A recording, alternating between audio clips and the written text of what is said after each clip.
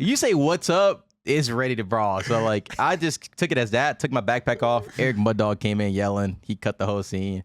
But I mean, at that point, I was like, bro, we're so ass. We might as well fight. We might as well fight just to get it we out. fight. We might be godlike tomorrow. Just get it all out. That ass. You and Dill should have fought. Yeah, that's what I'm saying. Listen, bro.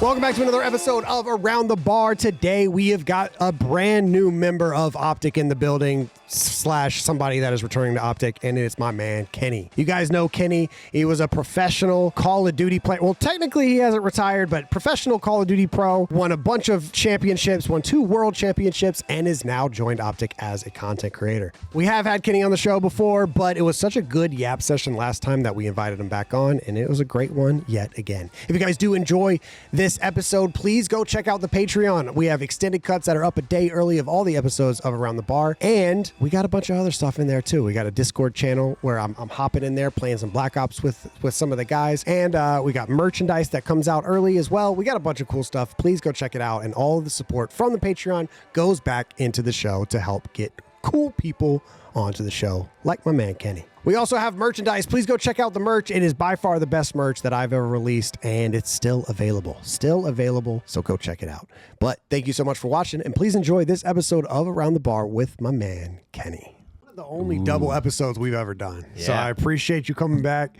My man Ken in the building. I'm excited to be back. I mean, this is one of my favorites. Like, get a little drink, have a little talk. Like last time, I feel like I was yapping. Dude, we were yapping last time. We were yapping. I think my fiance was there, and she was like, "I don't know that guy, but he seemed really cool." Yeah, you were yapping. I was like, "Yeah, we're talking about Fusion Frenzy and shit." God. We were Bro, going when you into tagged it. me on Twitter, I was like, "Oh my God, they're bringing my shit back." Yeah, what is it? Is like it's on PC now or something? Yeah, I think they're bringing it to PC. I'm pretty sure. Which is like fire, because I mean it's like one of my favorite games of all time. Yeah. It might be, I don't know if it's nostalgia, because I thought MW3 was my favorite game of all time, and then I played it recently. I liked it. I mean, yeah, you were shitting on me. I was like, well, I don't know. I can't kill him, so I don't know. My chat was asking me today, like, bro, you're just getting 5-0 by Hitch. I'm like, did y'all watch? Hitch was the best player. I was like, I can't kill this guy. Like, bro, what? Bro, I remember we did we played it before, didn't we? We went to like ESA and played it or something. Yeah, I was having fun then too. But it's fun though. The thing is, regardless of like whatever, like we get smoked, like it was still fun. Like, I didn't it's just obviously the stuns and everything were annoying, but old CODs are just different. They're so fun. Different. There's ways that you can like kind of hack into it, which I see some people doing. So for like Modern Warfare 2 and Modern Warfare 3, they'll hack in and they'll only give you 1 stun. Okay. Which I think 1 stun, obviously 2 stuns and a nade. That means there's only 16 stuns. Yeah. Every second of and a respawn. No tac mask. Yeah, no tac mask. Like it is a little ridiculous. Yeah. It is a little ridiculous. But I was telling Ian earlier, I was like, the only reps I have on competitive COD in any, like all of them, there's been 21 CODs. I've only ever played Modern Warfare 2, Modern Warfare 3, and Black Ops 2. I've never played any of the other ones. And I get slammed every time I play Black Ops 2. So like I know where to stun on the cutoffs and stuff. True. I don't know that, bro. That was a completely different like memory of what I remember from that game. I was like, yo, this feels awful. We played Black Ops 4, and I'm like, oh, this feels the same. Feels like good, I remember a lot of it. It was just 4v4 at the time, but I mean, it was still the same game to me. That was just a whole different game. I was like, yo, you got what is it? Cold War tomorrow, Black Ops 2 the following day. Not excited for Cold War, but Black Ops 2, Black Ops 2, Black Ops 2. You're not excited for Cold War? Nah. It's because, I mean, Cold War was fun when we played it. It's just, I don't know. When you go back to these old games, especially Cold War had a different type of movement than all the other CODs. Yeah. So it's like. You had that little like stutter stuff. Exactly. Yeah. So it's like that. I just know that's going to be clunky. Yeah. It might, especially like playing all the CODs that we've played so far. What have it been? Black Ops 4, Modern Warfare 2019, and Modern Warfare 3, we remember what it was like to play on console because it was on console. Cold War, y'all remember PC. Exactly. And y'all are going to play on Xboxes. So good luck. I'm not excited. So, But I mean, regardless, like I said, it's just fun playing old cards because Yeah. the newer ones can get stale really fast. Yeah, So it's yeah, like yeah. going back to like the roots, and I mean, core is not really the roots, but it's at this point kind of old. But it's just fun playing them, Which bro. is crazy. It's crazy. Kind of old. I'm telling you. We were talking about it in my chat the other day, and I'm like thinking about World War II. I'm like, wait, 2018? That's almost 10 years. That's I was insane. like, holy shit. yeah. Because people be like, yo, Unc Ken. I'm like, I know I'm not that old. But I'm like, low-key in COD years, I'm old. I'm like, bro, I've been playing since AW. My first GB tournament win was MW3, the OG MW3. The OG MW3. So it's like, you were stunning people. exactly. Knowing that, I'm like, wow, I'm low-key old. Like in COD years, it's like dog years. Yeah, bro. dude, the COD years are like I'm doing this like series right now where I try to play like I try to win a game in all the CODs like consecutively. And bro, some of these CODs like it doesn't even feel like it went from World at War to Modern Warfare 2. Yeah. And the difference between those two CODs is unbelievable. And they are so old at this point. Yeah. So old. Luckily we can still play them. True. That's another thing. I'm just so glad that they're like playable and not like just in the void somewhere. Yeah, right? So that's another thing I like. I mean, like I said, it feels delayed, everything, but once you start going back playing it, it's like nothing else. There's some games that are like that, like H1Z1. We won't ever be able to. Did you ever play it? Yes, I love the H1, bro. Yeah, like we won't ever be able to play it like in its heyday, and we won't even get lobbies. I think there's like a couple servers still up. They fill up with like 4 people. I got on like last year. You can play like the free for all mode where it's just like unlimited spawns, and people do still kind of play that. You might get like 10 people, but just 10 people. I don't know. Free for alls, bro. That was peak. and they're probably twisted. Oh yeah, they're still turning. I'm like, bro, this shit feels insane to me, but like they're still they haven't gotten off. Just two tapping people in 2026 in H1Z1. That's what a game though. That bro. is next level. What a game. Yeah, Fusion Frenzy is that it's like. I can't believe they didn't do it again. Oh wait, was there a Fusion Frenzy 2? There's Fusion Frenzy 2. It wasn't as good as 1, but it was a 2 for sure. Okay. But I mean, I can't believe there's not a game because the closest thing I would say is like Mario Party or something like that. Like, right. Yeah. Or like Pummel Party. Like those are like the closest games. Yeah. But like I feel like the game modes or like the game modes in Fusion Frenzy were just so godlike. They were so much better. Oh my God. And there's no board. Like the board, and I don't like the board part. Exactly. I just want the Mario mini part. games. Yeah, Like, yeah. Just give me the mini games. I want to win the most mini games and I win. Like, right. why am I rolling the dice out there? Like, bro, what I'm come saying. on. Every time I play it, like whoever I'm playing with hasn't won a mini game, but they roll the Right. dice. They get 9 stars somehow. are. They win, and then they talk shit to me. You have the audacity to talk Literally.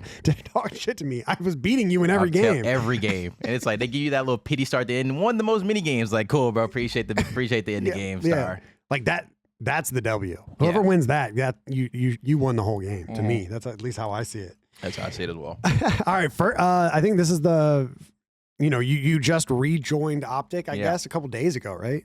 Yeah, well, technically I've been signed for about a month now, I think. But yeah, officially, like the announcement went out. It's been a weird year. I mean, me and Hector were talking for a long time for this to happen. Yeah. Ever since I joined the watch party, he was the one that invited me onto the watch party. So like, at first it was just kind of just like a fill in the void for Hector when he's not trying to do the watch party on some days, and then got to the point I was just texting him about it. I was like, bro, I love it. Like the vibe with the boys is so natural, so funny. Like it's something that like I love doing. I get out the house still, and it doesn't feel like a job. Like it feels like something I love doing, want to do. And that was the biggest thing about like playing was that like it came to the point in my career where I felt like it was a job. Like I'm waking up every day to scrim, and I'm like, I don't want to go scrim. No matter how good we are, bad we are, It felt the same. Yeah, it just felt the same. So like the watch party is it's a new vibe, and I get to go to events now with no stress and kind of still explore the city, do what I want. I technically have a bedtime, but also just like I said, no stress, just enjoying the moment, watching the matches, and like I still love COD. I still watch COD like to a shit ton. So yeah, I mean it feels good to be back on OpTic. Kinda.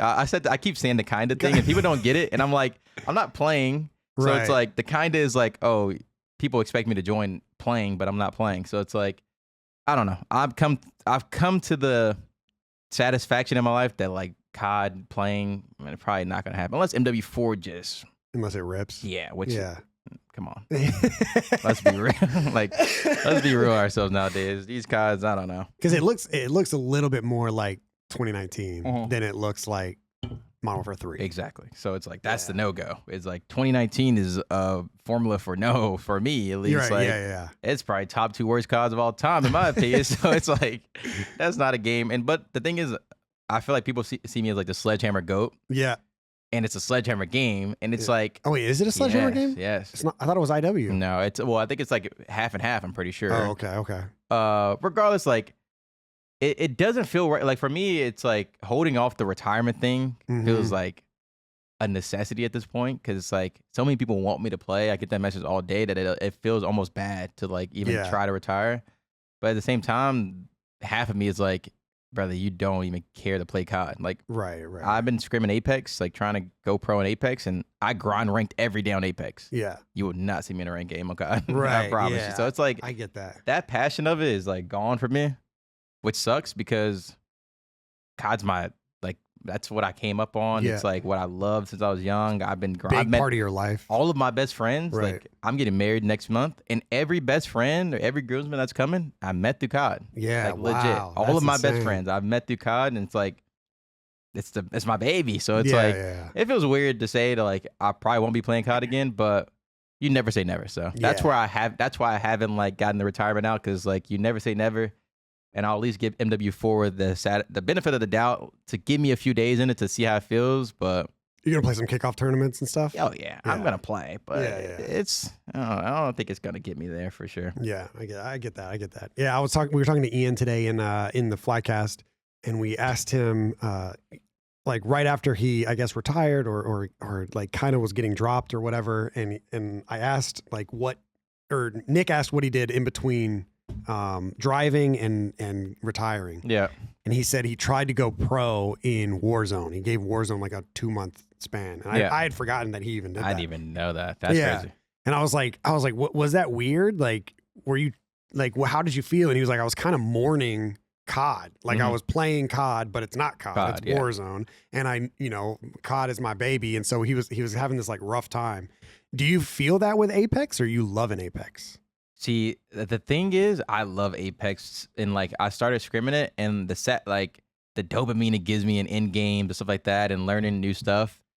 Honestly, that was the thing about COD, is like every day I got on, and people are gonna see this as egotistical, but like, I feel like you get to a point in the game where like you understand COD like at the easiest level, where like it's the simple stuff, and then at the point where like now it's all mechanics. Mechanics, in my opinion, you got to grind the game to have top mechanics. And I don't grind the game, but nobody's gonna outsmart me in COD. Like that's how I kind of see it. Like so, like every day became repetitive. Oh, I'm gonna take the same gunfight. I know how to rotate the P2. I know how to rotate the P3. You know what I mean? Like that. Whereas like every game on Apex is a whole new game. You're learning something new every game, regardless of how many years you're playing it. It feels like it's something new, something extra can be added. They update the game a lot. And that's why I started doing the watch party, because I thought the watch party was gonna give me that spark of like wanting to play, like seeing people on stage win. For COD? Yeah, for COD. So it's like, that was really where I banked on trying to get my spark back, was like doing the watch party and hoping that one of these majors was going to make me want to play. And to be fair, Major 4, crazy event, was like the only event that maybe kind of gave me that feeling because of how crazy the crowd was. Yeah. But no, I don't miss COD at all when I'm playing Apex. It doesn't like make me think about COD or what I would be doing in COD. I feel like it feels refreshing to play that game, because like I said, it's something that I'm learning, and I like that. I like to like challenge myself, play hard games. Yeah. And so for me, I don't really miss COD in terms of like playing. Yeah.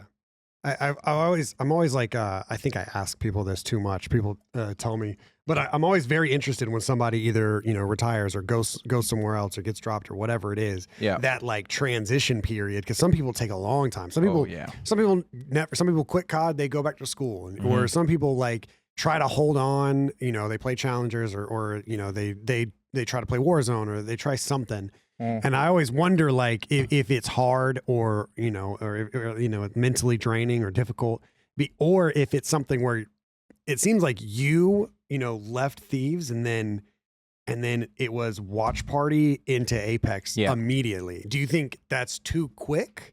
No, thing is, like, during the Thieves stint, because obviously I had the best stint on OpTic, then Thieves, I don't really count the G2 one, because I really feel like I played pretty well on G2. We just had the shit of the litter. Like, we were trying to make champs still.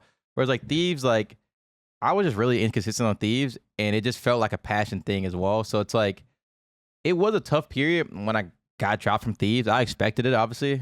But But I had so many talks with my family, my friends about everything and what I wanted to do. And a lot of them wanted me to still play, but it didn't feel right to play. And then also too, it's like, it was a tough period for me because I had no clue where to go. And that's Right, one of my regrets of like when I was competing was like not doing committed to my content, because I was doing content on and off. But whenever you're losing, it's really hard to do content. Because like, why would I put myself in front of the camera when I'm losing? And in my content, I feel like you can still do it, but my content was so different that like I was going over our games. Like I would do this type of stuff, and it just felt weird to be in front of a camera. And I don't know. For me, it was a tough period because I didn't know where my direction wanted to go. And thankfully, I've been in the gym. Yeah. And so like that was kind of my thought process. And I think my girl, my sister, all of them kind of gave me the idea of maybe you try doing gym content or just do IRL content. People want to see it. And I'm like, in the moment, I don't feel like people want to see it. Yeah. Because I'm just like, so much hate going on that I'm like, do people even want to see anything of me? And that's kind of what it felt like in the moment. But thankfully, all the fans, like, they show love all the time. So it's like, you kind of got to just look past that part. And I think the gym just helped with a lot of like self-confidence and, you know, moving on from COD. Whereas like, I didn't feel shitty to like, because I was already going to plan to do a watch party with Donnie. Right. So that was my plan. Because like, I feel like me and Donnie together are just funny. We have a fun time. And it was kind of like an easy person to like do a yap session, maybe beta little clips. And then once I got the text from Hector, it was like a no-go. Like, oh yeah, hell yeah, I'll sit on the couch if you want me to. Like, yeah. So I don't know.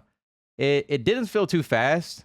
I feel like I'm the type of person that likes to just quickly do what I love. Like if I'm having fun with it, I just stick with it quick. And it's like, as soon as I came on the watch party for like 1 or 2 days, it was so fun that like, I was like, I'm just gonna try. Like I'll just try it out. If it doesn't work, it doesn't work. But I think the first like initial period of like getting dropped, I had no clue what I wanted to do. Yeah.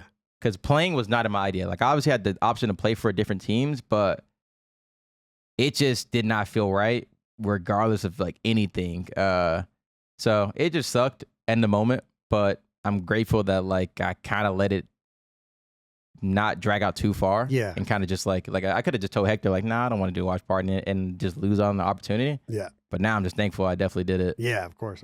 And I'm guessing like the coaching side of it did that ever enter your brain? Funny. I was so down to coach. Yeah. Nobody hit me up. Yeah, no, I mean, the only option I had was T. Bush. Mm-hmm. And no, I would love to coach T. Bush. It's just like, I don't know.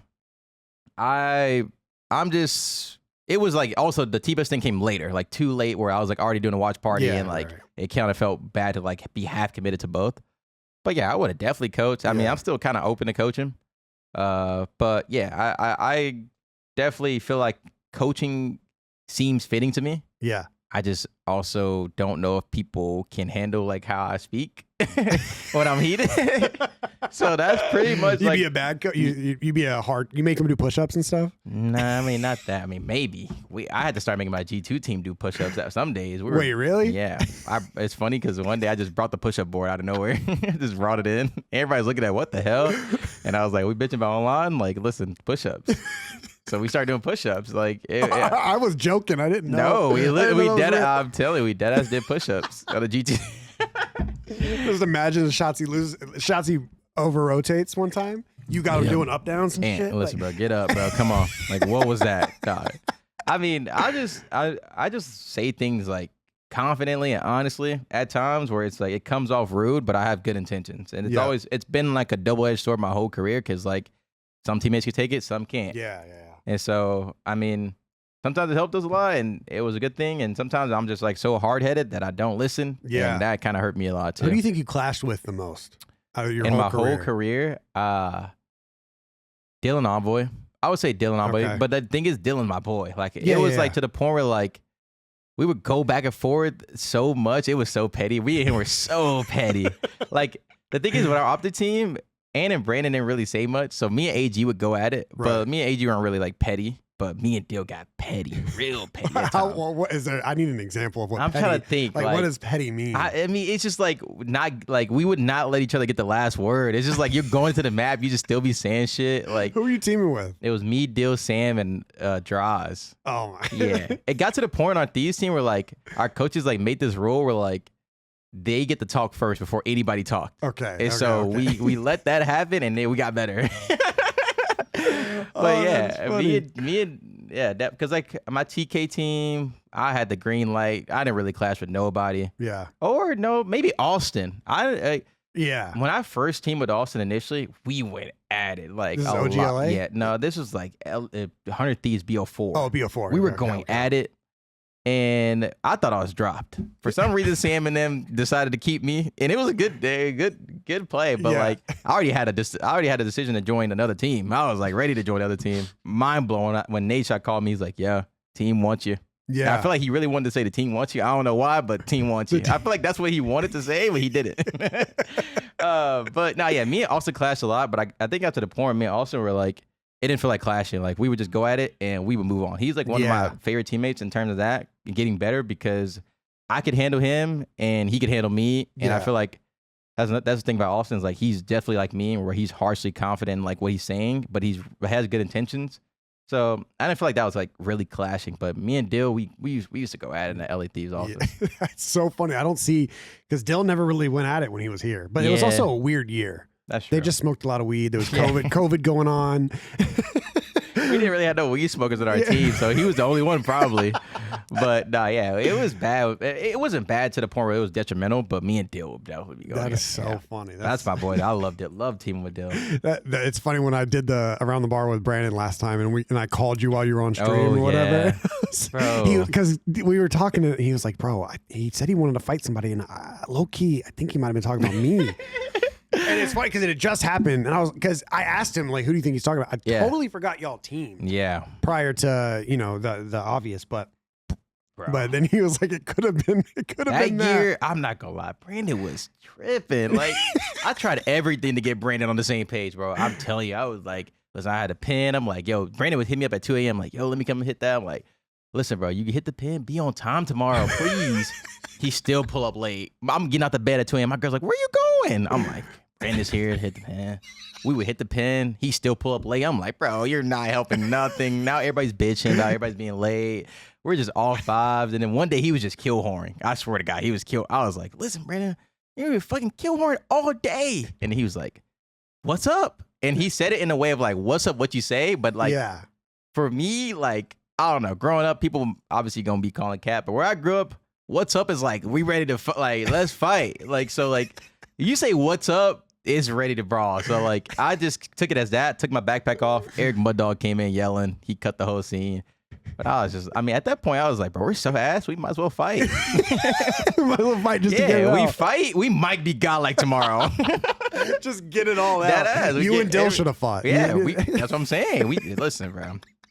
I'm all for it, bro. Whatever we got to do, we can call each other out. Man, we can do whatever. As long as we come tomorrow going hard, I'm cool with it. Like, that's how I see it. There haven't been many like almost fights in COD. There's a few. Somehow Scrap's always involved. Yeah. The Nate Shot Aches, the Scrap Super. What happened last weekend? Ringcore and MC. I know. Yo, MC looked like he was standing on business. I know. I was kind of surprised. Like, whoa. What the fuck? He just hit that bag real quick. I was like, yo. He pushed with like some force. I was like, hold on, MC. That's Ringcore too. Ringcore walk across the stage. I'm like, yeah. That's what $800,000 a year will get you. You know? That's true. He started talking shit. He started paying people to fight his fights. Like, oh, yo, MC. That's a $1 million push right there. I respect MC for that because, to be fair, he got a point. But apparently they just have beef, so it be like that. So random. I like it though. I enjoy it. On the watch part. That's what I'm saying. That's shit that you would be playing and miss. Yeah, you'd be watching the clips back later, but like. I was in the watch party. Like, everybody's showing me clips of me being so happy. I'm like, oh my God. Because it was so lit. Like, there's two different types of people in that situation. Like when what was it, Super and Scrap were going at it? And this could be a bad personality trait of mine. I wanted them to start swinging at each other. Like, I'm the same way. Why not? I wanted to see it go down. I know. And then you get people, I think Zen is like, oh, no, this is bad. Shut up, Zen. Shut up, bro. Come on, let him throw a punch. Like, what the fuck? I want to see something. Somebody fall, at least something on the floor. Like, I don't know, bro. It would just be lit. Like, yeah, it would be It would nice. be lit if they just fall and they just shook hands after, like, yeah, good shit. Yeah, right. GG. That's something like Jake Lucky tweets it out. It gets 1 million views, and now we're popping again. You know what I mean? Nah, everybody's popping because everybody got their eats off that. Appreciate y'all. You got Tim the Tap Man reacting to it. 100%. Right? Everybody, like, they would look at COD as ghetto. That's like Gears. Like, when you look at, I Gears, loved it. I'm surprised they didn't fight in Gears, but they got in people's faces. They did, bro. I loved it. I used to shoot the Gears team. Oh man, that was so much fun, bro. It was like they couldn't wait for the map to end. I know. That was all they cared about. Like they barely cared about the game. Yeah. They cared like the in between like where they would usually go to the desk and fucking Puckett's up there talking to Alley Cat. They didn't have that in Gears. Yeah. They would show the stages and they would everybody just show going at it. everybody just go at it. just saying nonsense. And it's so too. funny because like I feel like OpTic had like some of the most shit talkers. Like Explosive was a shit talker, and they were just so good that it's like you gotta Unbelievable. respect it. Like Unbelievable. you just know he's gonna be yelled at you, but it's like how can we beat them?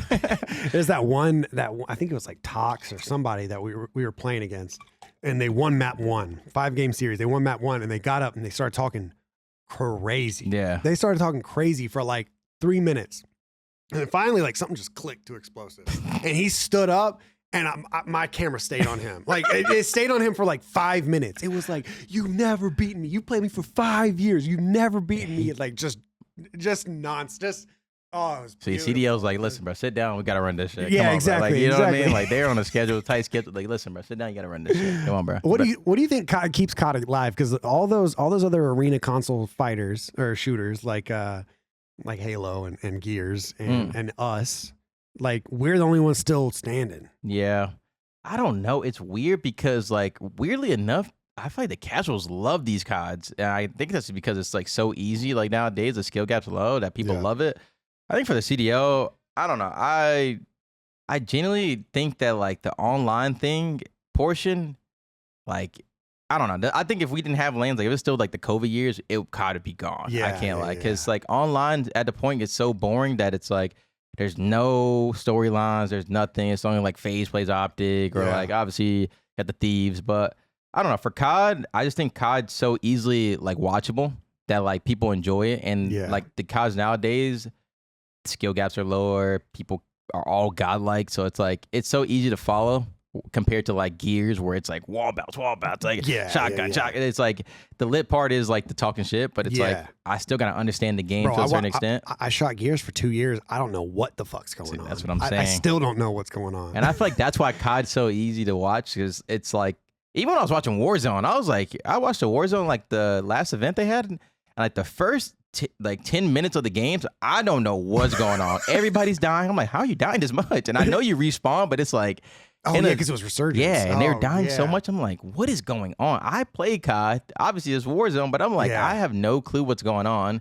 And so it's like, for me, I understand when people like chalk up other games because it's so hard to watch. Yeah. Where it's like, I don't know. COD also has like the personalities of like, you have those moments where people fight, people talk shit, people have fun. But online, you kind of miss that aspect of it, which is why I like think that the events are what keeps COD alive, to be honest. Yeah. And luckily, We've made the games entertaining. I think that's true. I think because I've been playing Ghost like every once in a while when I get to Ghost in this little series, bro. That game is so bad. Really? Like, because you got to think like I'm playing TDM. Okay. So I'll spawn in and I'm there's not a lot of people in the game, so there's no ground war. It's only 6v6. I'll play 6v6 on the map Chasm. Do you remember Chasm? Yeah, I know Chasm. Do you remember Stonehaven? Yes. Do you remember the map Siege? Siege. I don't remember. Pull up Ghost Siege. I might have to see Ghost Siege. Stonehaven, I know for sure. And it's just like I'll get some of these maps, and you die in a bullet, and people are laying down in the back spawn with. Dude, I'm telling you, I've probably played it. I probably played it 40 times at this point, and the maps. Oh, yeah, it's a little pixelated, but Siege. Do you remember this? No, I legit don't remember this map at all. Bro, this map is gigantic. Really? Like, gigantic. And I've played it probably 40 times. The map in TDM has never gone to 75. Ever. it barely gets to like 60 kills. Like the winning team barely gets 60 kills. Bro, because it is so slow. I mean, all the maps are so bad. And I say it every time I get there. I'm like, what we were able to do. Yeah, that's the layout. God. And it's gigantic. I bet you if you ran around in it, it would hit you like, holy like, shit, damn, this is insane. Bro. Like what the competitive scene was able to do in Ghost, like I think that's what makes it special. I agreed. Like IW, bro, the amount of shit we cut from IW to make it a competitive game is unbelievable. There's a specialist where you went into the upside down. Do you remember this? No. You want to know what's so funny about IW? I have legit never played an hour, a minute, second of IW. I have never, like, legit. I haven't even bought the game. I've never had the game. Really? Yeah. Oh, you were playing Halo? I was playing Halo, yeah. Oh my God. I thought you played the end of it. No, I didn't even. I legit came back into World War II fresh off just Halo. 2 years of Halo. Okay. Yeah. World War II. You said World War II? Yeah. Oh, you thought you were the man. Oh, God. That's why I was like, what the fuck? Why'd I ever leave COD? I was like, they put this 18+ rule in, and I was just him the whole time. Like that's what I was thinking. I'm like, whoa. I remember being backstage while our guys were losing. They kept losing to TK, and I think Ian said the fucking annoying part is we keep losing to fucking TK. Like, how are we losing to TK? And Classic was back there, and for some reason I think they were all smoking cigs or whatever. And Classic was like, yo, honestly, TK's just good. Yeah. And I was like, nah, that can't be it. Something's going on. Y'all know something. I'm telling you. You were the secret code. I was just like, it was just so weird because coming back to that game, I was an AR player and I got picked up to be an AR, but then we had Lamar in our sub. And to be fair, we were initially good. And then we had one scrim where we scrimmed LG and they just ran us. And I'm like, low key. I was like, yo, low key. Like in the beta, I kind of ran the sub. That shit was kind of good. And then they put me on the sub, tried the sub, and I was just so good at the game.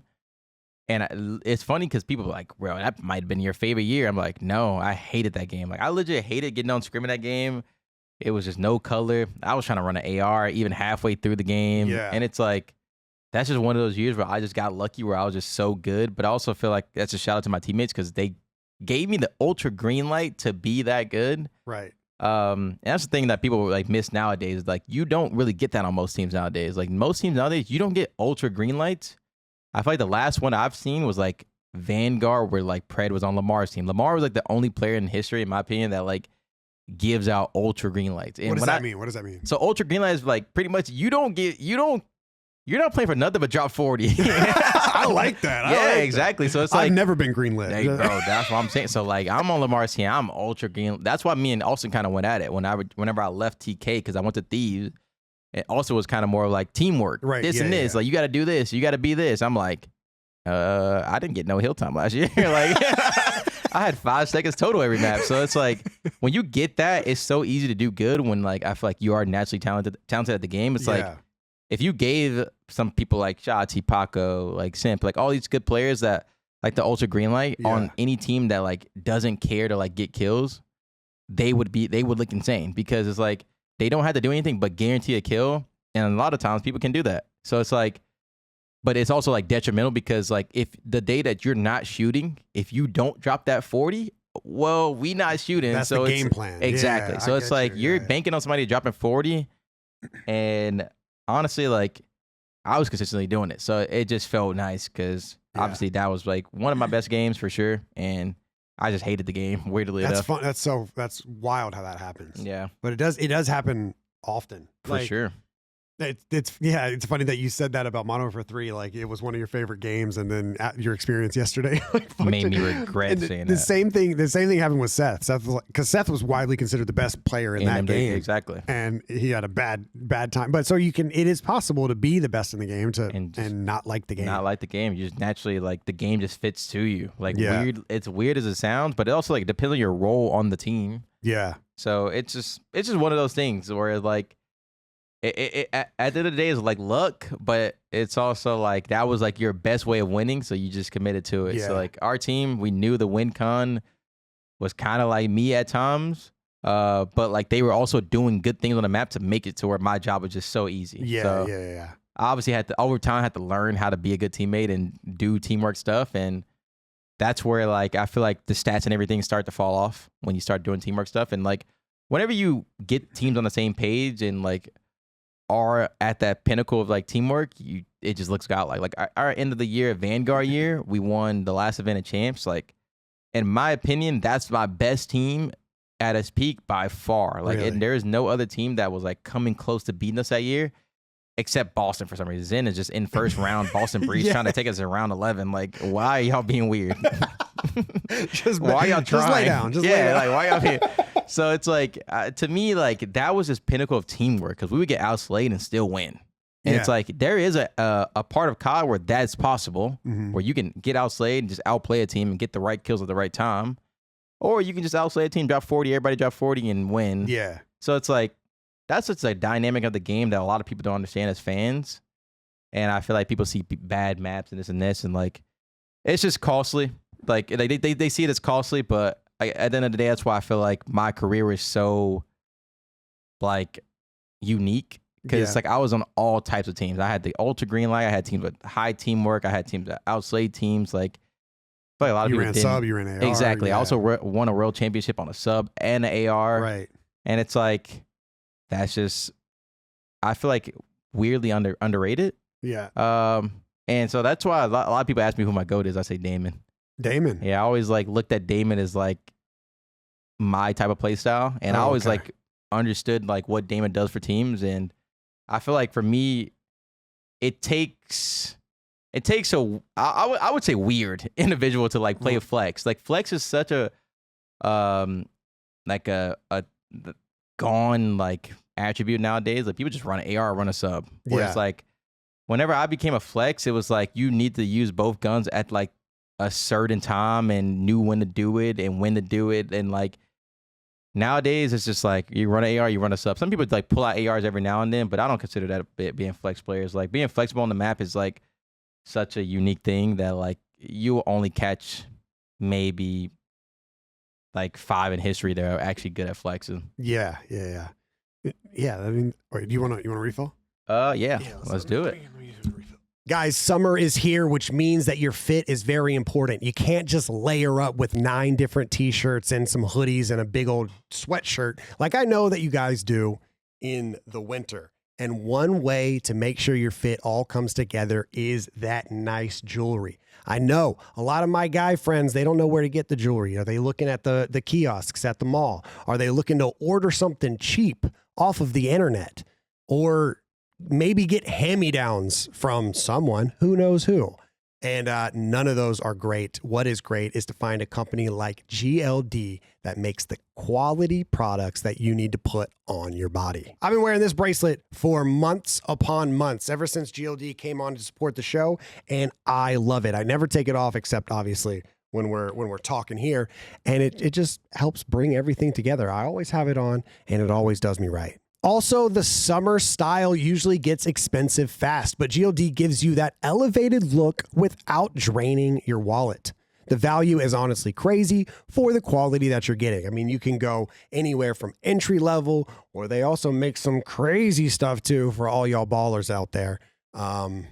Everything's available, but it is all high quality. GLD uses real gold, and every stone is hand set, and the craftsmanship is on another level. You can see the difference immediately, and when you hold it in your hand, you can really feel it. If you're trying to level up your summer without overthinking, GLD is the move. GLD also has official collabs with the NFL, so you can get every NFL team on a pendant. NFL season is coming up. They also have official collabs with the NBA, the WNBA, the MLB, the NCAA, the NHL, the MLS, and even DC Comics. So chain pendants are available by the many. Anything you want, you can customize it and you can get it on a pendant. GLD offers every level of jewelry. You've got 18 karat gold plated, and then you also got all the way up to real solid golds, natural diamonds, and you can really start to ball out if you want to. GLD can also even create fully custom pieces. From one-of-a-kind pendants to iced-out chains designed exactly how you want them. If you've got a design in mind, GLD's custom shop will bring it to life. For a limited time, new customers are getting an insane deal. Use code aroundthebar, all caps, to get 40% off at GLD.com. That's 40% off with code aroundthebar at GLD.com. After you purchase, they will ask you where you heard about them, and please tell them that Around the Bar sent you. Tell them that you came from the show. It's time to lock in and upgrade your style this summer with GLD. So are there roles in Apex as well? Yeah, so you have like the entry fragger who plays like the aggressive characters, kind of like teleport characters. You have like the refrag, which is like pretty much I'm gonna follow you up after you get like do damage, get kills. I'll refrag and like do yeah. Then you have support characters. But thing about it that's weird about Apex, you can like switch it around of like who does what every map, and so there's a ban system, whereas like every game, whichever character is the most played by all teams is banned for the rest of the series. It's so crazy. It's pretty cool though, because some of the characters are kind of OP and annoying.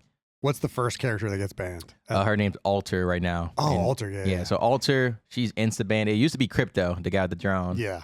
But now Alter is just insta banned because teams just put a TP down, go run wherever, and just do whatever. TP back.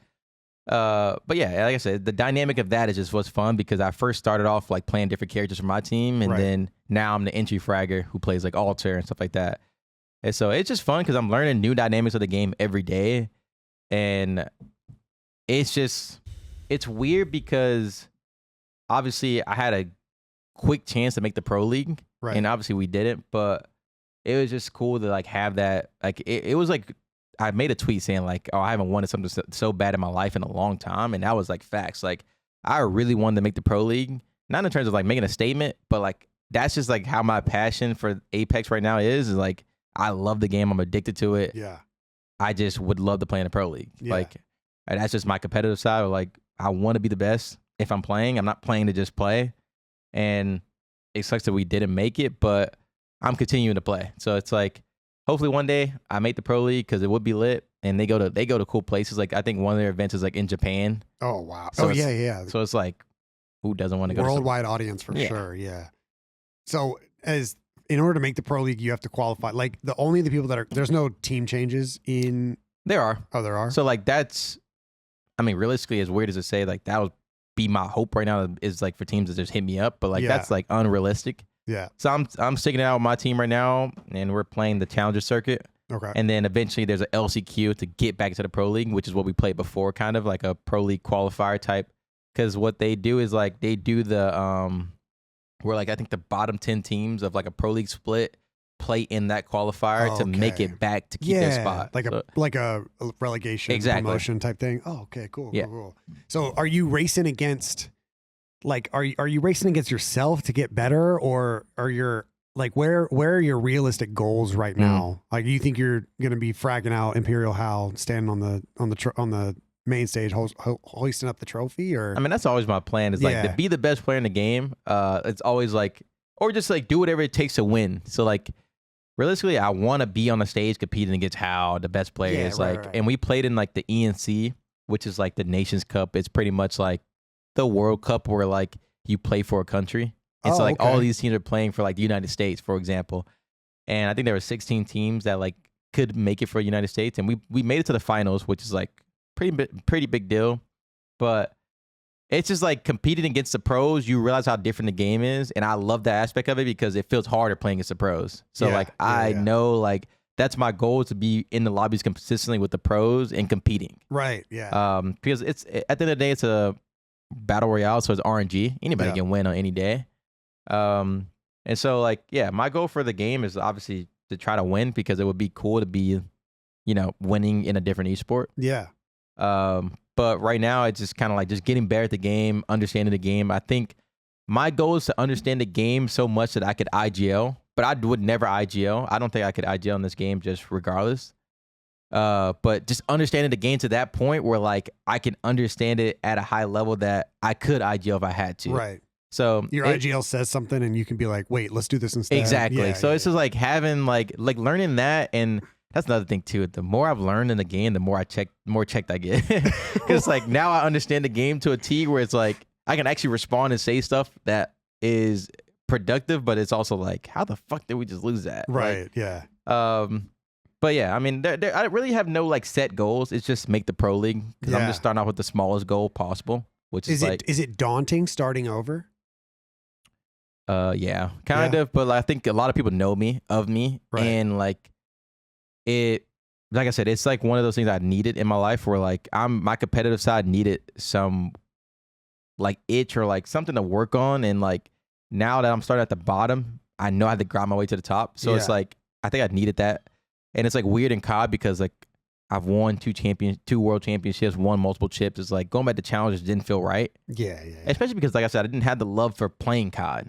Yeah. Where it's like Apex, I know I have the love for it, and grind every day and like actually get better. So like starting at the bottom doesn't feel like bad or anything. It's just one of those things where like I'm respecting the fact that like I'm not gonna just get picked up because of my name. Yeah, of course. Yeah. Can you feel the difference between a lobby, LCQ lobby and a pro lobby? Yeah, really quick. I mean, it's not a big difference, but sometimes LCQ teams it just run it down. They don't give a damn. And at times it works because people just play, not confident, or just like people just run the lobby. And scrim, that's the thing too, that scrims, how like COD is, like some people be like, oh, you do that on LAN. You need to do that on LAN. It's the same thing at Apex, but it's like the scrims in Apex are so wishy-washy at times where like you want to be in the pro lobbies at all times because like they go hard as hell in their lobbies for the most part. So, I mean, when I played the ENC qualifiers, like for the finals, it was a completely different game. Like it felt completely different. You could tell that like pro teams like do stuff like earlier, for example, like rotating to zones and stuff like that. So it's like you definitely feel the difference, and it's more fun to play in their lobbies because even I think we got like last maybe I think, and I even left the tournament saying like that was so fun. just get shit on. You're like, dude, let's keep going. Let's keep playing. Because I'm like, bro, that was some good. Because like in Apex, how it works is like the quality of the lobbies is dependent on like how many teams are alive towards like the last zones, and like in the pro lobbies for the most part, a lot of the teams are alive towards the end zones, and it's like, and then it gets insane. Exactly. Yeah. I remember you telling me that last around the bar. You were like, you liked early like Rainbow Six because it just seems like everybody hits the site at one time. Yeah, and there's just chaos going on. You're just setting up for a good minute, and the last 30 seconds of the round is just pure chaos. Yeah, right. So it's like I just like stuff like that because it makes you think on the fly, and like I said, it's something new every time. It's like you can be in a building that you've never been in scrims, and you just got to think on the fly on the game day, and it's like it's just stuff like that. So how is the Apex like community as far as like the people you've met? I know this is relatively new. Yeah. But are you excited to like get to know the scene a little bit more? Oh no. The Challenger, I'm not gonna lie. I've had so many Challenger kids in Apex just talk shit to me for no reason. Really? Go back to God. I'm like, damn. Yeah. What did I do? And I'm so quick to pull the earnings check. Earnings? They got 2K earned. I'm like, oh, I'm about to have my way with you. So it's like, you Google them real quick. Yeah, literally. It's funny because we have a thing in my chat. I'm like, yo, chat, look them up. Look them up. Because I don't know. Some of the Challenger kids in there talk crazy. You think like our Challenger team has egos? Theirs is like, really? Yeah. Oh, wow. So it's like some of them are cool. I don't give it. Like, I mean, they feel some type of way because I'm a COD kid, obviously. Right. But it's like, I don't just randomly just talk shit. So it's like, you really got to give me a reason to talk shit to you. And a lot of them do be giving a reason. I'm like, damn. So I feel like you were never the one that started the shit talk. Exactly. In so COD, at least. I'm just like, I'm chilling. I'm just enjoying having fun. And then people, I feel like also too, the thing about my teammates. So one of my teammates, I'm pretty sure, well, both of them play COD. Oh, so they're like COD kids at heart. But they've been in the pro league multiple times, and one of my teammates asked for it. They just be having it out for him. Like every time they just go at him. I'm like, damn. So I'm defending him because I'm like, you're not finna talk shit to my teammate. Right, yeah. But it's like people just, I mean, I'm seen as a COD kid, so like I don't really have an opinion, I guess. I don't know. Damn that. But also, I'm like, let's not get it twisted. I be shooting. I'm doing my thing now. It ain't like I'm just dog. I'm not just bad. I'm doing my thing. But at the end of the day, it's like they don't. No, I'm not gonna say don't respect me, but it's like they just make comments every now and then. Oh, I'm dying to Quavo Kenny, like stuff like that. You know what I mean? Right, it's like right. well, you're in challenges right here with me. Right, exactly. Not like you're down to hell. You're like, I just started. We're at the same level. Exactly. You're not dying to hell because he's not in this lobby. So let's be realistic right here, right now, bro. Like, come on, bro. Let's be realistic. That is funny. That is how it goes. Like, just seeing just comparing it to the challengers. Like every once in a while, I'll watch like a Zuma stream and he's like talking to some of his players or trying to coach his players. And he gets serious when he drops the accent. He's like, yo, what are y'all doing? I'm like, oh shit, that's real. There's no Jersey accent going on. Mm-hmm. And I'm like, where do all these challengers kids get these egos from? That's what I'm confused. I'm I'm a website sign up away from me and you being on the same plane. And that's the thing. I do think you gotta have an ego to get far. I do think you gotta have a certain, but you gotta like also be respectful. Like you gotta understand when it's like it's above you at that point. Like Zuma won multiple chips. Like when he's talking, you gotta listen. No matter how you look at him. Like I feel like that's like a major thing. Is like in Apex, they think they're just better than a lot of people. And I had an argument with a lot of the challenger players this year because I was saying that like, yes, a lot of y'all probably deserve to be in the league, but why when like people ask why do y'all deserve to be in the league, your first initial thought is like, I'm better than this guy. And it's always this guy that's on the last place team. It's like, is that really where y'all want to go? You know what I mean? Standard? Exactly. Is that where you're trying to get it's to like better than the worst player on the last place exactly. team. It's right, like, bro, when I came into the league, it's funny because there's an interview somewhere when I went to my first ever event, well, not my first ever event, but first event in World War II. They interviewed me and they were like, yo, what sub players here do you think is like a challenge? I'm like, none of them. Like I literally said, I don't think there's a sub player here who can kill me. Seth is at the event. Zoom is at the event. You know what I mean? They start freaking out. Yeah, and it's like that's not my ego. I mean, it technically comes off as egotistical, but it was just my confidence at the time. Like I'm in the league. I mean, I'm basically there, and like I'm gonna showcase it. It's like if I would have got shit on that event, that's when the respect comes in. All right, I'm not making it. Like right. Yeah. But it's like I feel like you got to have a certain type of like ego to you, but it got to be almost respectful. And like I said, at the end of the day, you also got to be able to showcase it. You can't just be egotistical when you've been in the league, out of the league, in the league, out of the league. It's like at a certain point, you got to up your standard and want to be better than the best player in the league. Yeah. Like that's just kind of how I see it. And I feel like the challenger kids in Apex are the same way. They just see it as like making the pro league is like the bare minimum. Well, not the bare minimum, but like their high of their success when like, I feel like if you've been in the pro league, that shouldn't be your height. You know what I'm trying to say? It's like you've been in it already. Your height should be, all right, I need to win now. Right, exactly. It shouldn't be like, oh, I need to make it back in. It's like, bro, what? Like, that's kind of just, I mean, maybe it's just bad talk because I've won before, but it's like, that's just how I've always seen it. People lose that attribute. And I don't want, like, for me, I didn't like that on my team. Yeah. Like, if you're on my team and your standard isn't, we're winning, then it's like, what am I here for? People thought like I joined a G2 team to just get a check. I can tell you right now, you guys, my G2 team, the coaches, everything. I am in there. I'm making them do push-ups. Exactly. I'm in there like going hard. I'm making them do VOD. I'm trying to get us to run. I'm trying to do everything I can. I'm getting the G2 team. Like I'm like recommending like mental people, like mental coaches, everything because I want to win. Like it's just like that's just my vibe. Now I feel like a lot of that is just gone nowadays. It's just like I want to get to the league because I want to get paid. It's like, come on, bro. Like you get paid more if you win. That's what people don't. I guess understand, but I don't know. I had a whole argument with it, but people coming at me. It makes sense. Yeah, it makes sense to me. And it's like they come at me like wrong messenger type vibe because I had a bad 2 stints. But I'm like, come on, bro. Like I've won enough. Like we gotta chill.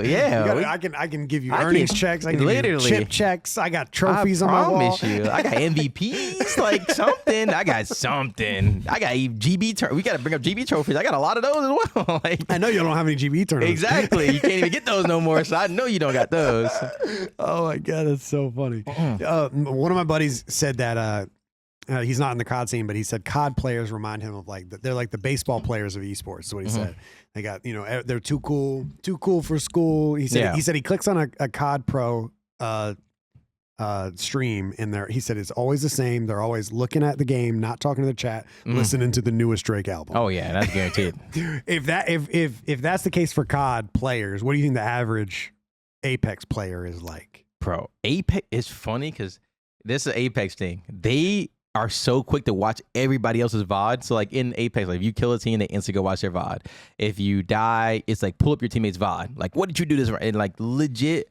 So like if I could like guess what an Apex streamer is, it's them watching somebody else's VOD roasting them. That's how it's get like guaranteed. Really? Every time I get in their lobby, my chat's like, don't do no bullshit to Hal. He gonna be in your VOD. I'm like, well, damn. Like that's like their thing. Like they just go to other people's VOD and like watch. It's like petty, like ultra petty. Yeah, and it's like everybody got an opinion on how you played this, how you played that. Whereas like in COD, like you don't really get that. You get to just roast people's mini map or era, but it's just, I mean, it seems like such an RNG thing where if the RNG doesn't go your way, then they played it. They played it brain dead. Exactly. Yeah. And it's like it can be stuff where like, oh, maybe that was unnecessary NT, but it's like. When it works, it's like, yeah, that's what hurts. Like you can roast people when it don't work, but it's like if it works on you, it's like, how is it bad if it worked on you? Right. Yeah. You know what I mean? It's kind of like if I was playing COD and I started stunning the other team, and then they started complaining that there's too many stunts. Exactly. Like, how can you complain about the stunts in the game? Like, that's what I'm saying. You have stuns. I swear my team wasn't throwing those stuns. No, there's no way. I got stunned. I never got double stunned. See? I got stunned once, and I was like, oh, I got stunned. See? I'm going 7-30. I'm stunned every life. You double stunned, I was like, oh, my God. It got to the point where I was bitching. I was just randomly bitching. I'm like, they not even shooting at me. I saw the clip of you going like, Matt, you might as well say it. Might as well say it. I was like, Matt, where's the meme at, bro? 7? I swear he didn't even notice I had 7. He was so locked, but I'm like, bro, I feel so bad. I'm like, damn, I could not get it. But I'm like, we don't stand a chance. These guys are just godlike. I swear. That's how I seen it. Krim gave up map 2. Oh, yeah, he's running a riot shield. I was like, damn, man, like, now it puts a little like asterisk on the one legacy match I get to play. Nah, you had that shit. I'm not gonna lie. My chat today, I'm like, listen, bro, they were godlike, and that's no troll. I'm like, they just made my favorite game feel like the worst game of all time. You know how insane you got to be at the game to do that? Like, fuck. So when you're getting into these talks with Hector, damn, this fucking drink's hitting me. I haven't had a drink in a while. Me either, to be fair. You get into these talks with Hector about, content creation and watch party and rejoining OpTic and stuff. Yeah. Did you ever feel like torn? Because it kind of in your whole career, you were known as like you have the TK, and then you were known as like the OpTic killer. You were like the damn near the franchise face of 100 Thieves. Mm-hmm. Then you join OpTic, and now it's like when Krim first joined OpTic. It was like, yo, he used to just talk. He was talking to shit to Nate Shot 3 months ago. Now he's teaming with him, and you win a world championship with us for sure. And so some people thought that you would settle with Thieves. Thieves. Is your heart torn green and red, or how did that end up playing I would say if it was like earlier in my career, maybe. I feel like it's weird to say, and don't have really anything bad to say about Thieves. I just feel like towards the end of it, it wasn't as close as it felt like it should have been closer than it was, if that makes sense. With the org? Yeah, with the org. I won so many championships. It just felt, I don't know. It just felt a little bit different, and I understand because like we didn't have that bad of a, we had a bad year in MW2, and we ended on last in champs, so it's like, whatever. But I don't know. When I joined OpTic,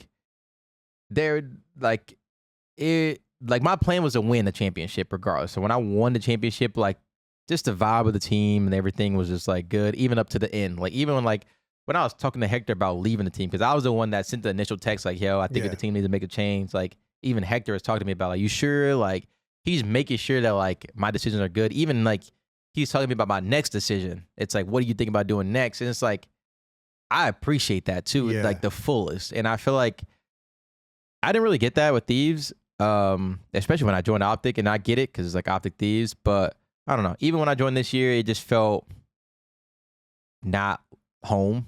I don't know. Yeah, okay. And like I guess like they kind of moved on to their Paco and Paco and Scrap. And I understand it's just like won so much for the org that like I did so much that it felt like it should be different. So when I got hit up by Hector to do the watch party, I was initially like nervous, anxious, because it's like my stint on the OpTic leaving was not great. Like how does like the reaction of everything, me being on the camera feel, and being just in front of the camera at most felt weird at the time.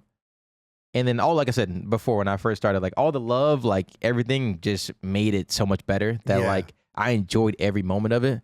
So like after me and Hector started talking about maybe joining back, it just, I don't know. It just clicked to me like this is home, because it's like I said, regardless of like this watch party and giving me this opportunity, even when I was leaving the team, he was still looking out for me. Yeah, like making sure I was good, checking up on me, and like even like some of my best friends like JP Damon, I talk to JP like almost every day about everything. League, we text about league every morning. We're kind of nerdy. Like, you watched that league match last night, like, and it's like it just felt real, and then like I had nothing against any of the players on the team. Yeah. So I don't know. It wasn't like I was super torn. Obviously, love Thieves. I would like if there wasn't an option to be on OpTic, it would be Thieves. Yeah. But it just felt right because, like I said, at the end of the day, like it was like one of those things where like it came from Hector. Yeah. You know what I mean? It wasn't like it came from anybody. It came from legit the head honcho, and I appreciate that to like the fullest. Yeah, there is definitely like a backbone, like a core for OpTic that I'm blessed to be a part of it, and I think it's a blessing that it even exists in the first place, because you got to think like for FaZe, like obviously FaZe had that crazy separation that happened last year with the creators went one way and now Kason split in two somehow. Exactly. And you know, in Thieves, like I don't even remember. I can't even. They have so many esports teams, and there's not really that central. But you know, when you're here, like it seems like you just went to the gym with Nick, and exactly. Like, you're doing the watch party, and then you're doing the legacy match. That's what I'm saying. Like it's funny because, granted, I took it with a grain of salt. But like the Valorant team, when I was on Thieves, they would play and like the whole compound was like lit up. Everybody's watching. We would have our matches. There's just Mud Dog. I walk out, I'm like, let's fucking go. I just see Eric Mud Dog, and that's my guy. I love Eric, bro. Shout out Eric. Yeah. But it's just like, that's just like one of those things where like, I just don't feel like they are just so into COD there. I don't know what it is. It's just like, it didn't feel weird because I still have a lot of great fans like at Thieves. Even when I see them at events, like some of the staff, like management, like I will always say hello because I don't have nothing against them. It's just like I said, it just didn't feel the same as when I was on OpTic. Like you said, I come in here, I talk to everybody, speak to everybody. You see everybody. I feel like consistently. Whereas like on Thieves, like we would walk in the compound some days, not see people.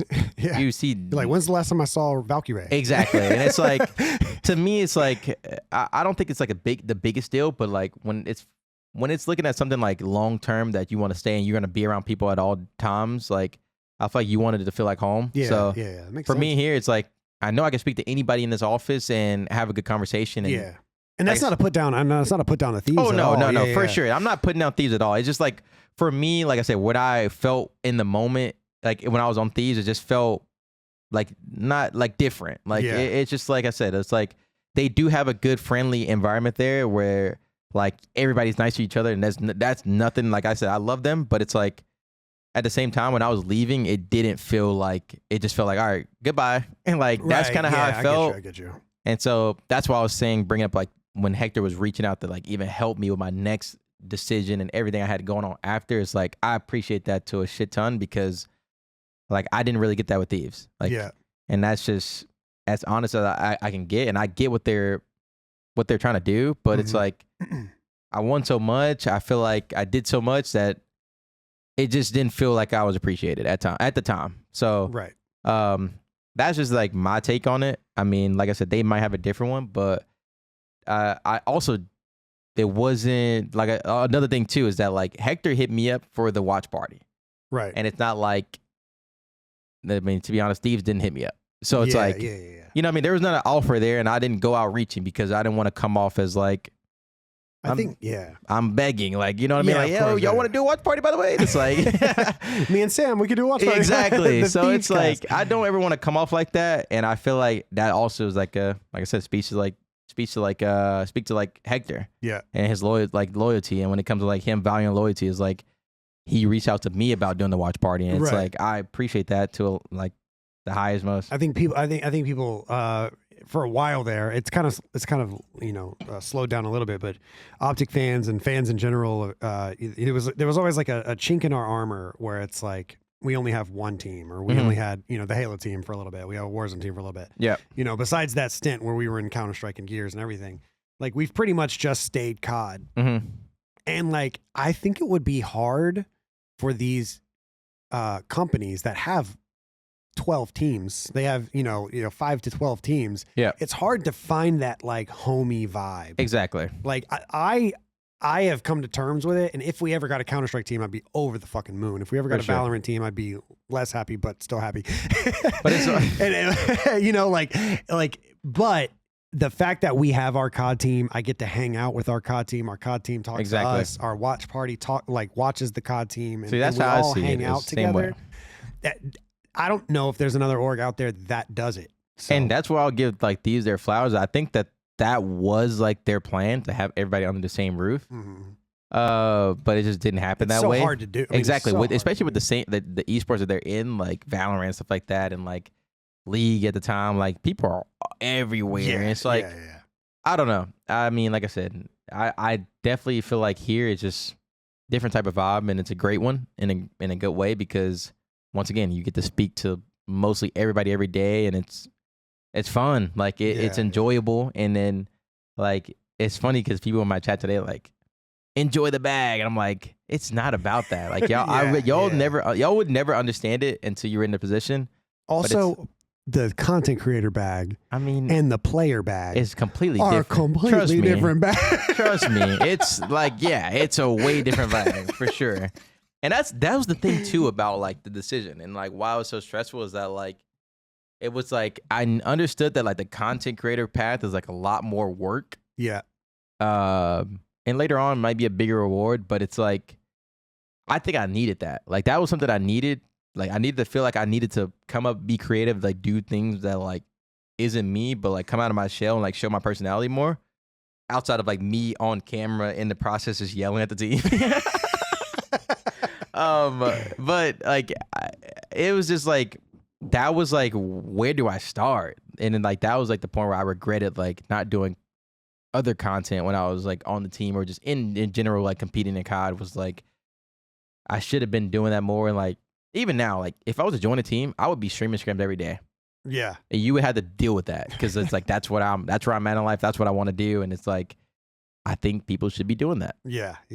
I mean, but that being said, like you said earlier, when you're getting shit on, it's hard to do. I know sitting down and doing a game chat after those bad weeks. I know that was tough. I think I looked at the comments out there. I'm like, they were like, did Kendi even talk the whole 50 minutes?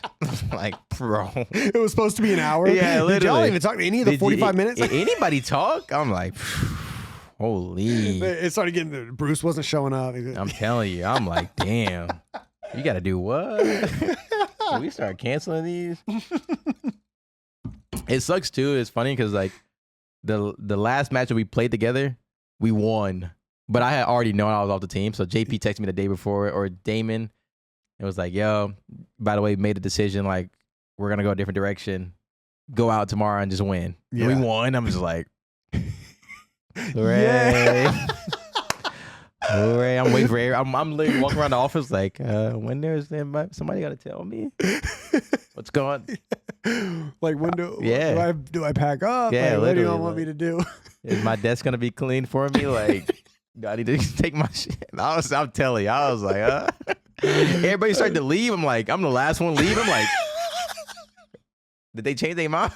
Am I coming back tomorrow? Like, they changed their mind, or like, am I just gone? I'm like, oh my God.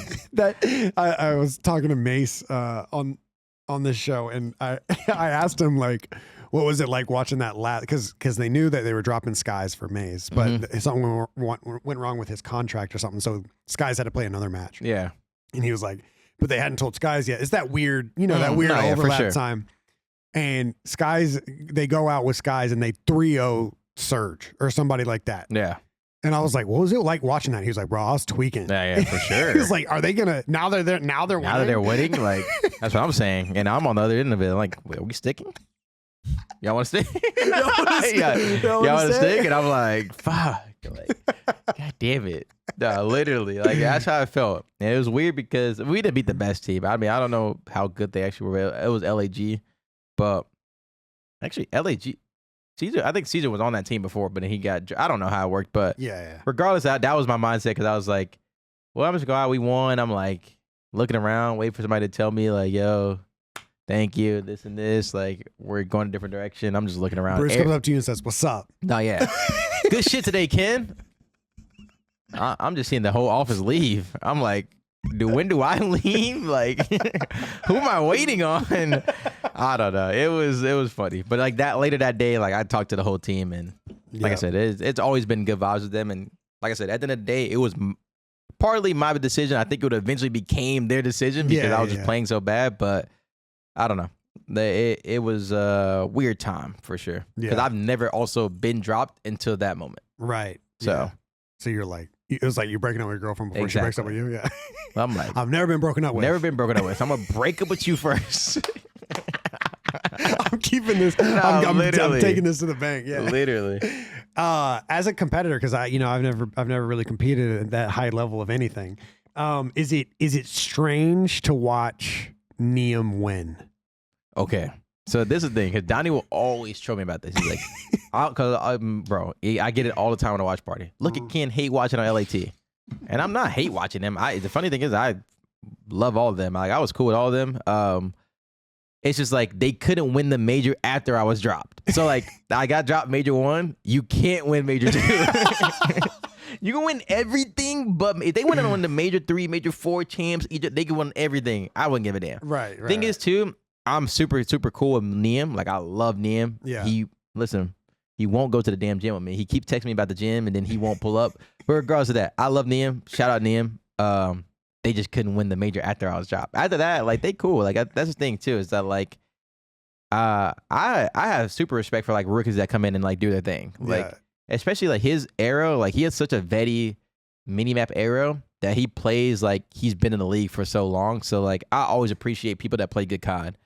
And he has one of those eras. So, no, I don't really have anything against Niam. I mean, shout out him because he won Rookie of the Year and he won an event. So, I mean, nothing against them. Like I said, they just couldn't win Major 2, which they didn't. Which they didn't, and you were good. Yeah. So you were hate watching. For one event, you were hate watching. For one event, I was, yeah, for sure. You were saying, shout out Niam. I hope he goes double neg.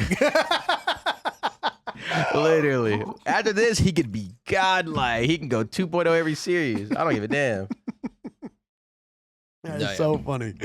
Yeah, I've always been a little curious about that. Nah, yeah, I'm good. They're good in my eyes, but like I said, they just could not win the one major that was right after me. Like, come on, bro. Oh shit! Is there a COD that you wish you could go back to? Wish I could go back. Even just relive it for a little bit. It would probably be World War II, realistically. Just because it would rewrite a lot of my career, because then I would have won champs my first year in, would have 3 rings at this point. And it's like, we were favored to win that event. And yeah, what the hell happened? Exactly. What? And Blackouts 4, because the funny thing is like I got back-to-back seconds at champs my first 2 years back. And the Blackouts 4 one, we weren't really favored. I mean, we were one of the favorites, but Simba and BZ were just so insane towards the end of the year that like they were definitely the favorites. But World War II, we beat the best team that we probably could have beat, what we should have beat, like is Rise first round. At that point, we're like, is that when y'all were down like 3?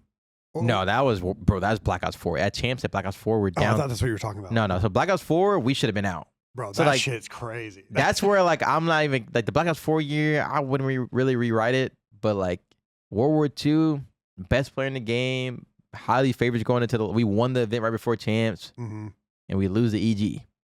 That's why Pat be going in here spewing all this bullshit.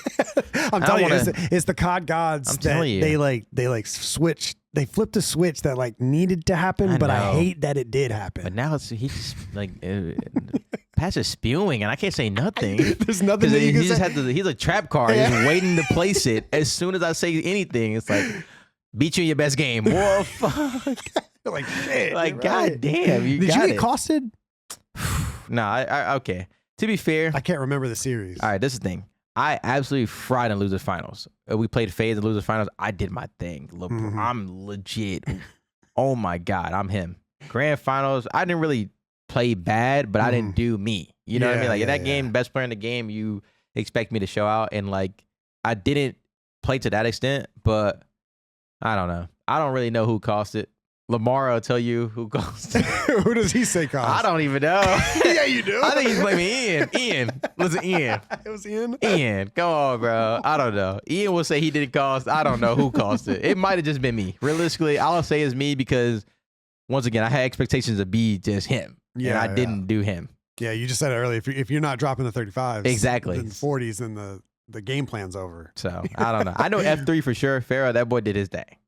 Towards the end of the game, he was so good. Yeah. It's funny because I didn't win MVP at the first 2 events that we won in World War II, and then I won MVP at S2 playoffs, and he should have got it. Oh my God, he was really. So, I can't remember. I remember him being amazing at the game. Bro, but we I played can't Rise, and Austin was shitting on us. I'm not gonna lie, Austin was doing his thing, and we played them in grand finals, and I don't think I've been carried so hard in my life. Like, really? He was so good. I was like, I'm literally waiting at the interview. I'm like, they say, oh, MVP awards. I'm looking at him like, yo, good shit. They say Kenny. I'm like, what?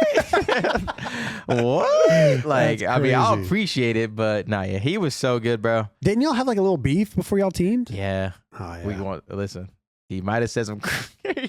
Listen, it's so funny. He said some crazy shit. Oh. Okay, you know, R.I.P. By the way, we're listen, not trash R.I.P. talking. My guy. I know, I'm not trying Yeah, because yeah, it's so funny that like one night, because I lived in the TK house, I get this long ass message from Farrah, like apologizing about like we were already been teaming for a good bit. Okay. Apologizing like this and this. I'm like, Hey, what are you talking motherfucker, about? I don't give a. I don't care. So it's like I just send laughing emojis because I'm like, I just want to make him feel bad. Yeah.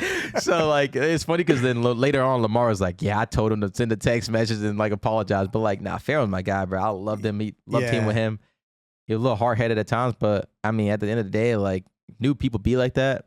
Like, new kids be like that at the time. And I was still new. But and I feel like, y'all were so young. Exactly. And it's Call of Duty. I mean, you so, can't get and I away think it from too, like what he said about me was in Black Ops 3, and I was like 2 years. I don't hold no grudges. Yeah. And listen, bro, at the end of the day, sometimes in COD, you just say some crazy shit. That's just how I see it. Yeah. I don't know. Some people probably deal with it a little worse. Exactly. Than others, That's true.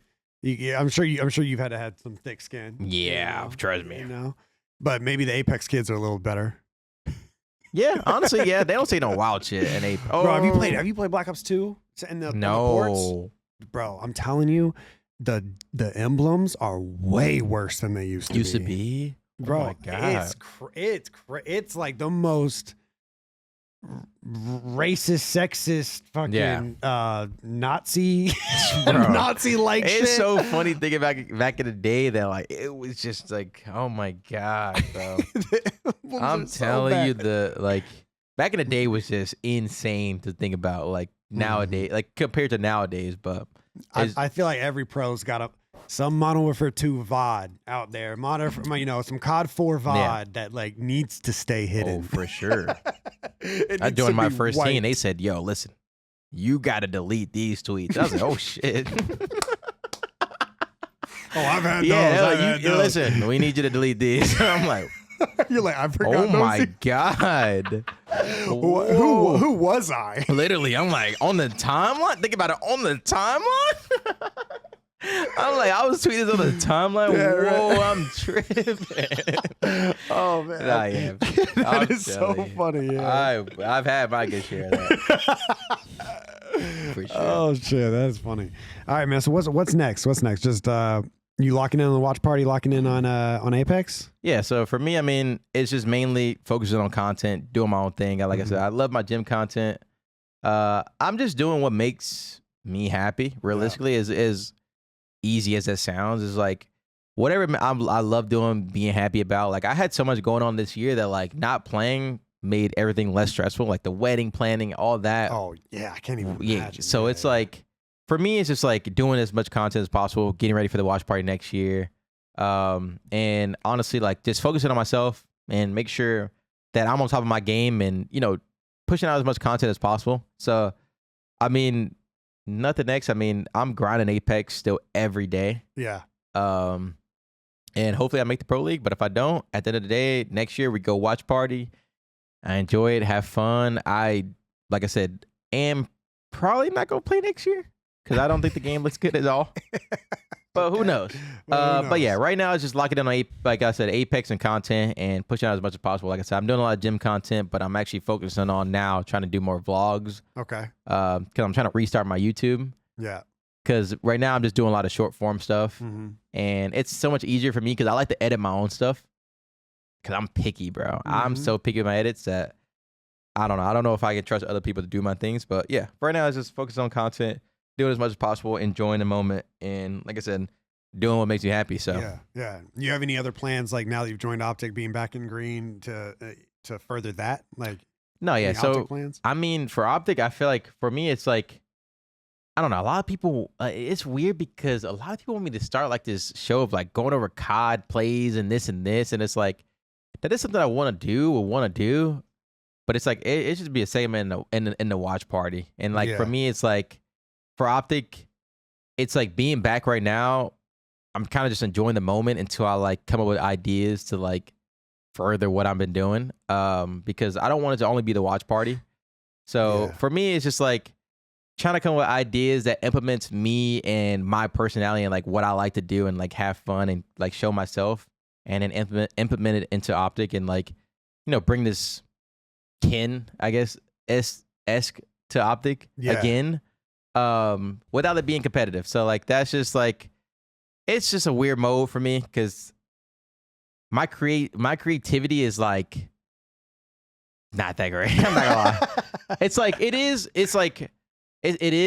but it's like on the fly. Like thinking on the fly is so bad for me. So I don't know. Like I said, right now it's just like living in the moment, appreciating what I have, what I'm doing, and then like I said, building on top of that in terms of content wise, and trying to figure out like how I can implement maybe my gym into what I do now, like COD, because I feel like that is one thing that like I feel like a lot of the players miss out on is like being physical and doing stuff out of the game, being healthy, because it does make you feel a shit ton better. And so that's just the main thing right now. Is just like figuring out how I can like combine the two. Yeah.